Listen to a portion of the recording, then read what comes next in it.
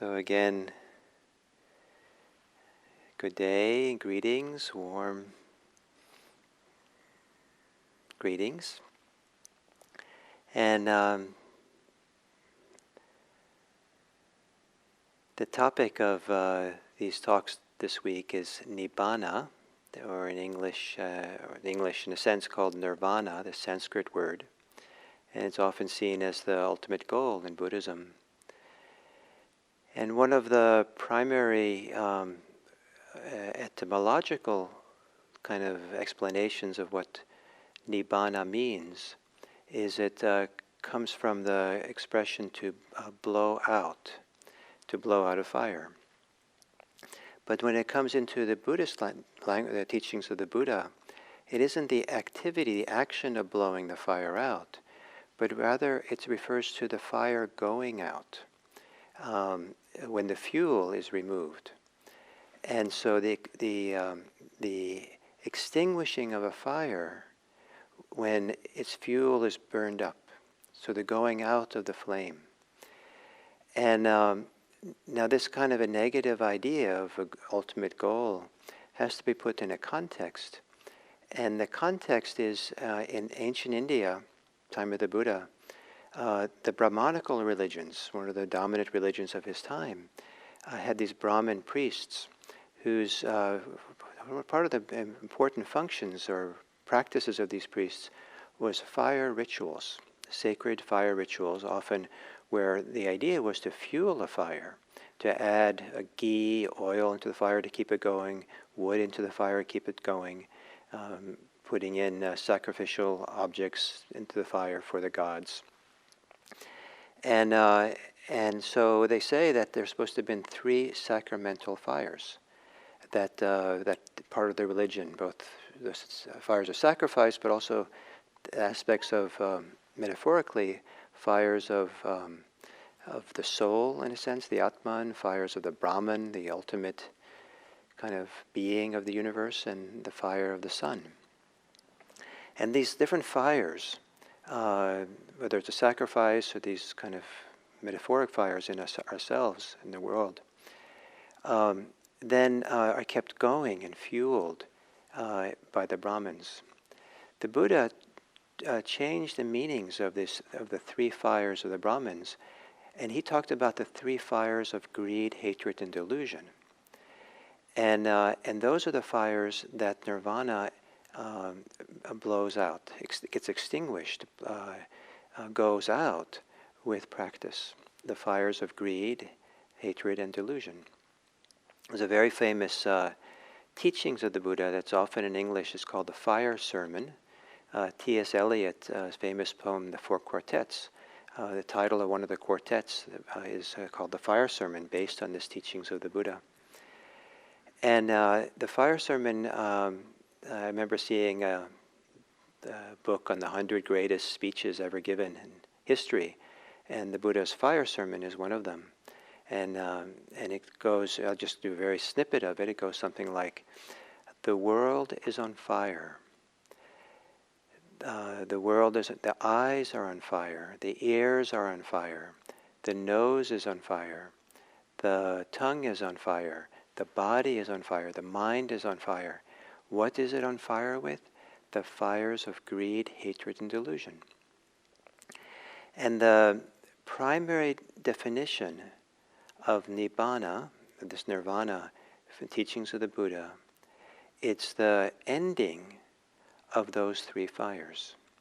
So it's not an extinguishing of life, not an extinguishing of everything, but it's an extinguishing of this particular forms of excitement that humans can be caught up in, that have the aspect of burning us. Burning is harm. And this idea of a fire that burns, harming us, is closely related to this idea of suffering in Buddhism. One of the fundamental teachings is Buddhism about the end of suffering. And Nibbana is described sometimes as the end of suffering. It's the end of the fires of greed, hate, and delusions, end of the burning that goes on. And this idea that nirvana is the end of something is actually very important to understand. And the metaphor of fire, that fire is kept going by the fuel that feeds it, reflects back to the idea of practice, being a practice of beginning to no longer add fuel to the fires, the excitement, the attachments, the greed, the hatred that we have. And it's not so much a forceful extinguishing of something, but rather no longer adding the fuel. And so this is one of the functions of meditation practice, mindfulness practice, concentration practice, is to let the mind become very self-satisfied, self-enjoying, present, connected here, so that the mindfulness, the attention, is not reaching out to anything, not wanting something, not pushing something away, not confused by things, deluded by things, but is able to stay present in a clear, luminous way. And that luminosity and clarity that allows things to be as they are is a presence and attention that doesn't add fuel to anything. And so part of what we're learning to do in Buddhist meditation practice is how to be luminously present, clearly present with attention, but without adding to the fire and letting it then go out. And the language is often used that's related to Nibbana is cooling. Things that are hot or excited go cool. And they say that this metaphor of the cooling of the mind that practice does works better as a metaphor in India, where it's a very hot climate, and where cooling is just such a refreshing, peaceful thing to experience. And they say that in that regard, in the English language, growing up in the rainy, foggy, cold English climate, the idea of cold or cool has very different connotations, kind of culturally or emotionally, in English than it does in India. But this refreshment, the refreshing of the mind. So the fires go out, and then we come to this English word enlightenment for awakening. It's kind of a synonym sometimes for Nibbana. And it's a little strange to use that to translate Nibbana.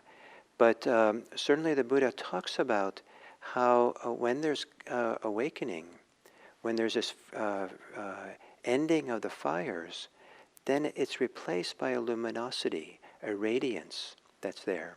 And a radiance, light, as a metaphor, doesn't hurt. It doesn't burn. Light just shines on things so that we can clearly see what's there. And with that clarity, then all kinds of things are possible that are not possible if we're on fire. So, thank you. The Wasteland, not the Four Quartets, for T.S. Eliot. So the fires of greed, hate, and delusion go out, and it becomes cooler. And the language of and the richness of this word Nibbana and the related word Nibbuti is that it is in its original context. It doesn't. People didn't hear it only as the ending of something, but they also heard it as referring to health, and also to a happiness, and sometimes Nibbana is called a great happiness, and the related word, kind of a past participle of it, kind of is nibbuti, nibbutta, and that is also used for the word happiness. And there's actually sometimes wordplay in Pali texts between the same kind of word is used, the happiness of liberation, the happiness of freedom, the happiness of nirvana, the happiness of release, and it's nibbute nibbuttam. So you have to kind of using both those terms.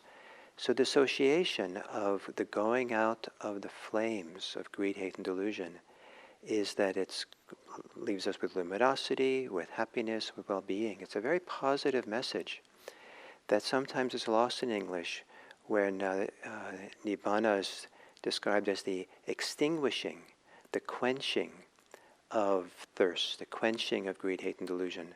The quenching is kind of not such a, for many people, I think, not very appealing idea. But it's not really the blowing out or the quenching. It's the it's not the blowing out. It's the going out. It's allowing something to just dissipate because it's not being fed.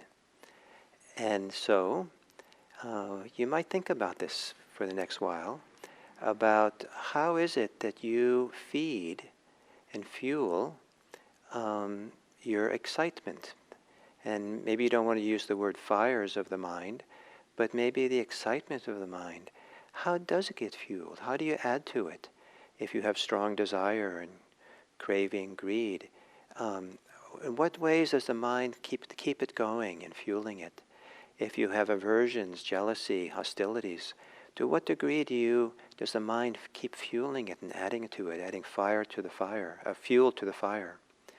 And if you're bewildered and perplexed and confused and uncommitted, not knowing what to do, what is happening in the mind? What are you doing to keep fueling that fire, that excitement, that agitation? And maybe rather than excitement, maybe we could use agitation instead of the word fire, how we get agitated. So how do you do that? What are you doing? What's happening in your own mind? And then when you kind of see that clearly, what is it like to pull away, step away, so that you're no longer adding that fuel? You're not letting go of anything. You're just not feeding it. What happens then? So, the most common definition for the Buddha for Nibbana, nirvana, is the destruction of greed, hatred, and delusion. And that teaching gets repeated a lot in the suttas. And so hopefully this little talk gives you the kind of a bigger context for understanding why the Buddha would make this the goal of practice, the destruction of greed, hatred, and delusion, the destructions of the fires that burn us. So, thank you, and we'll continue on this theme tomorrow.